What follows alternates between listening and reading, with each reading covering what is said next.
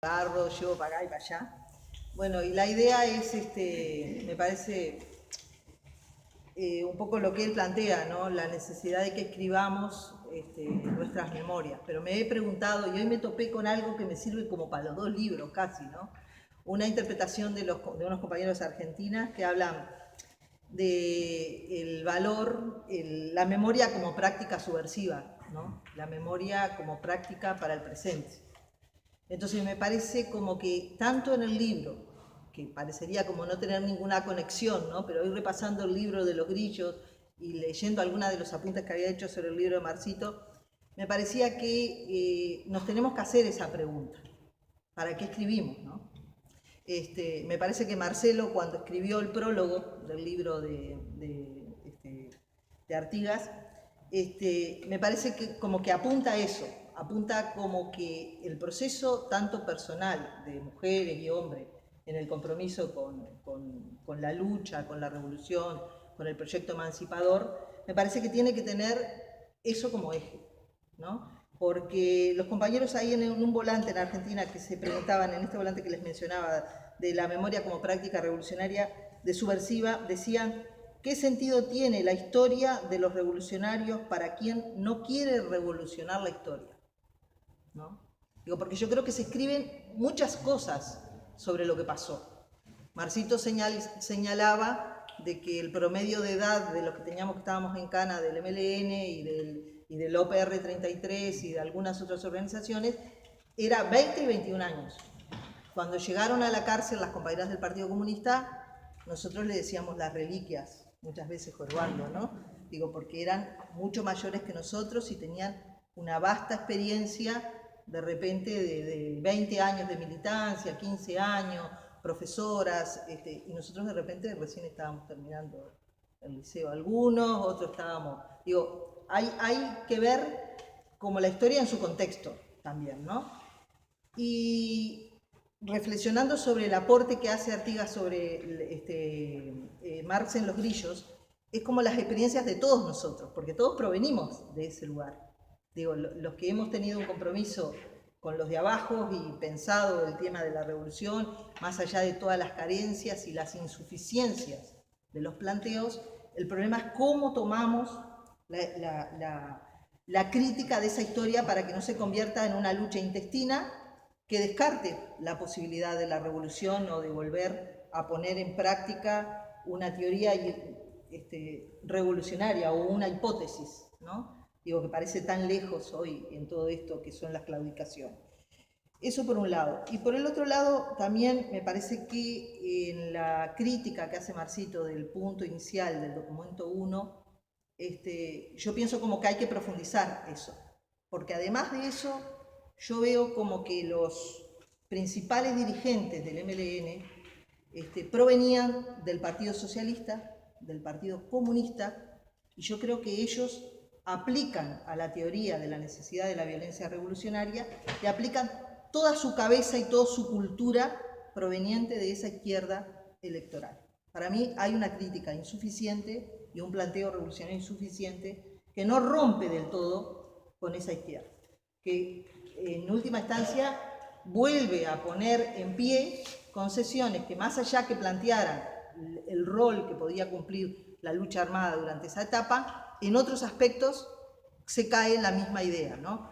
Marcito señalaba el problema de las compartimentaciones, señalaba una organización clandestina, señalaba el problema de la insuficiencia de la discusión. Yo digo, ¿qué podíamos nosotros discutir y decir sí o no a los planes, tanto del plan Satán como del plan de la lucha contra el escuadrón en el 72, ¿no? Con nosotros con 18, 19 años, con caídas permanentes de la gente, opinando sobre cómo se continuaba con esa lucha en el marco de la ofensiva de clase, porque yo creo que estamos hablando de una etapa donde la lucha de clase crece aquí en el Uruguay.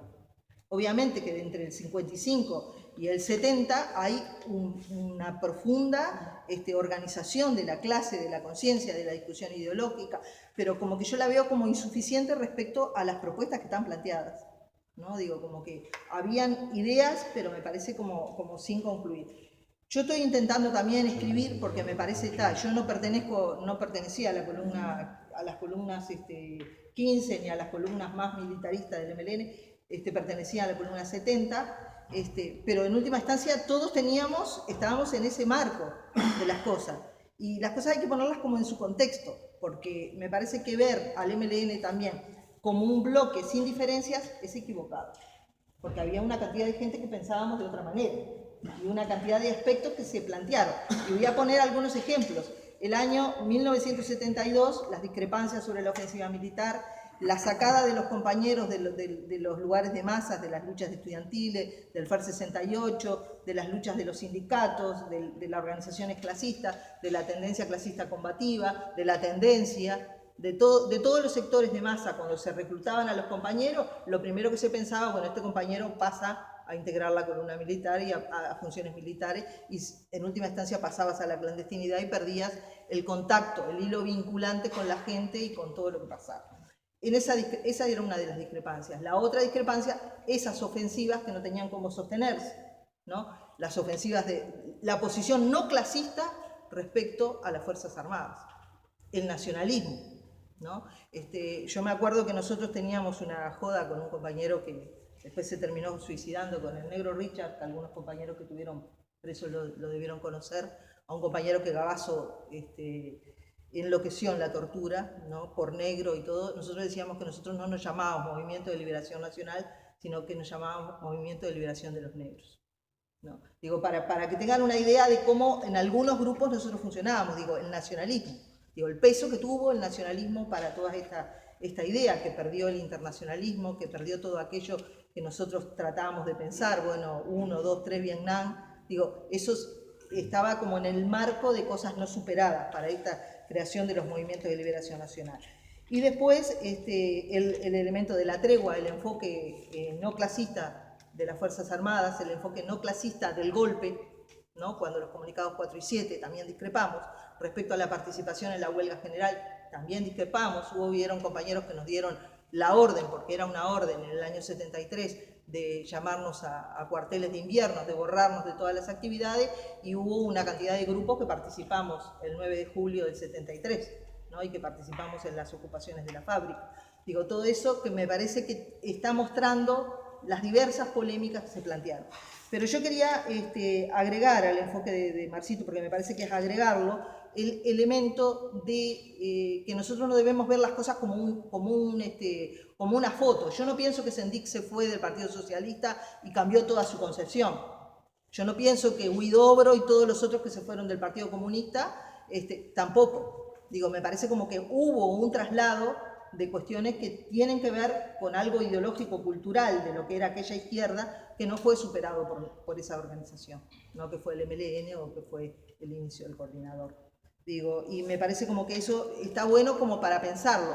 Digo, pensarlo como que ellos trasladaron en última instancia una cantidad de aspectos toda aquella concesión que no superó lo que pensaban hacer de lo anterior. Y que por eso después me parece que en el trayecto de todo esto pudieron negociar con los milicos, pudieron no tener una concesión clasista de la Fuerza Armada, pudieron reubicarse en la reorganización, planteando la legalidad del MLN en el 85, la entrada al Frente Amplio, la creación del MPP, que hubimos compañeros dentro de todo eso que votamos totalmente en contra de todas esas alternativas con la cual se estaba reorganizando el MLN, en lo que decía Silvio de lo que fue el gran abrazo.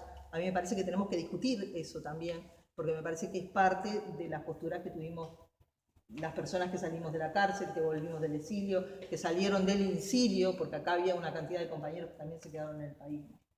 Lo voy dejando por ahí, digo, y después de repente me parece bueno los aportes, digo, porque me parece que el escribir contra la historia oficial también implica que nosotros podamos, como en ese eco que tiene que hacer cada libro, me parece como que ir agregando las historias en el sentido de ver cómo inciden en el presente, ¿no? Porque si nosotros decimos, bueno, todo una bolsa de mierda, todo equivocación, todo esto, todo lo otro, no estamos viendo los problemas de las transformaciones ideológicas, políticas y los contextos en los cuales se dieron las cosas, que es el contexto internacional, que es el contexto de lo que significó la OLAS, de lo que significó Cuba, de lo que significó Vietnam, de lo que significó para aquellos jóvenes, ¿no?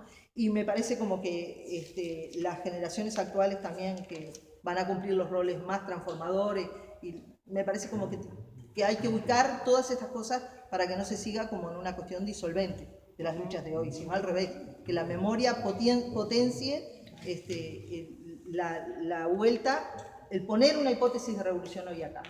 ¿Y por dónde pasa? ¿Por dónde pasa el rol de la clase? ¿Por dónde pasa la deficiencia ideológica que tuvo el MLN? Aquello de que... Y bueno, y el punto de Sendik, me parece que más adelante me gustaría también opinar de lo que pasó con el BEBE, ¿no? Digo, porque nosotros estuvimos ahí en la comisión de formación del MLN con el BEBE y él escribió algunos artículos que yo hoy lo estaba repasando en una revista que sacó el MLN en ese tiempo, que se llama Germen del Desarrollo de las Ideas, y las ideas de Sendik tampoco, digo, hubo, más allá de que él no estuvo en ese MLN en las direcciones centrales, él pertenecía al comité central del MLN también, y en última instancia no hizo una propuesta de ruptura con esa postura, ¿no? Digo, como que en aquella teoría, bueno, dejar hacer, si pensás esto, hacelo, ¿no? Digo, como que me parece que hubo una carencia ahí en el planteo.